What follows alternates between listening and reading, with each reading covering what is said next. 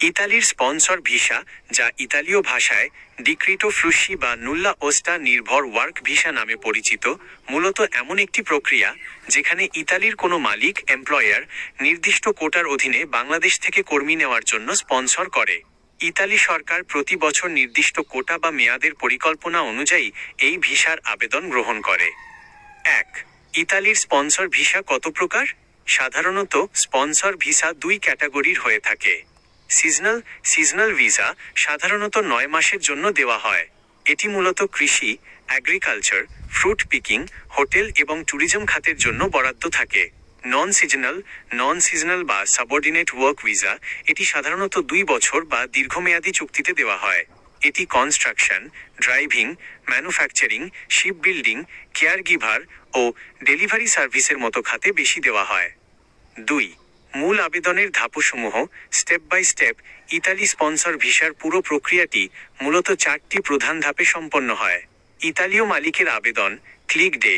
Italy সরকার ঘোষিত নির্দিষ্ট দিনে, যাকে ক্লিক ডে বলা হয়, ইতালির মালিককে স্বরাষ্ট্র মন্ত্রণালয়ের পোর্টালে কর্মী আনার জন্য কোটার অধীনে আবেদন করতে হয়। নুল্লা ওস্তা ইস্যু। ইতালির ইমিগ্রেশন অফিস স্পর্টেল্লো ইউনিকো পের লিমিগ্রাজিওনে মালিকের ট্যাক্স, আয় এবং প্রতিষ্ঠানের যোগ্যতা যাচাই করে অনুমোদন দিলে নুল্লা ওস্তা ওয়ার্ক পারমিট বা ছাড়পত্র ইস্যু করা হয়। ভিএফএস গ্লোবালে ফাইল জমা। Visa application. নুল্লা ওস্তা পাওয়ার পর বাংলাদেশে অবস্থিত VFS global Italy visa application সেন্টারের পোর্টালে ফর্ম পূরণ করে প্রয়োজনীয় কাগজপত্র ও পাসপোর্ট জমা দিতে হয়। দূতাবাস থেকে ভিসা ইস্যু। ইতালি দূতাবাস ঢাকা থেকে পাসপোর্ট যাচাই বাছাই শেষে ভিসার অনুমোদন দেওয়া হয়। ইতালি পৌঁছে 8 দিনের মধ্যে পারমেসো ডি সোজিওর্নো রেসিডেন্স পারমিট এর জন্য আবেদন করতে হয়। 3. প্রয়োজনীয় কাগজপত্র ডকুমেন্টস নিডেড। বাংলাদেশ থেকে আবেদনকারীর জন্য মূল পাসপোর্ট, ন্যূনতম 2 বছর মেয়াদ থাকা ভালো। ছবি 35 মিলিমিটার x 45 মিলিমিটার, সাদা ব্যাকগ্রাউন্ড। ইতালি থেকে প্রাপ্ত মূল নুল্লা ওস্টা। নিয়োগকর্তার সাথে চুক্তিপত্র, কন্ট্রাটো ডি সোজিওর্নো। পুলিশ ক্লিয়ারেন্স সার্টিফিকেট, পররাষ্ট্র মন্ত্রণালয় থেকে সত্যায়িত।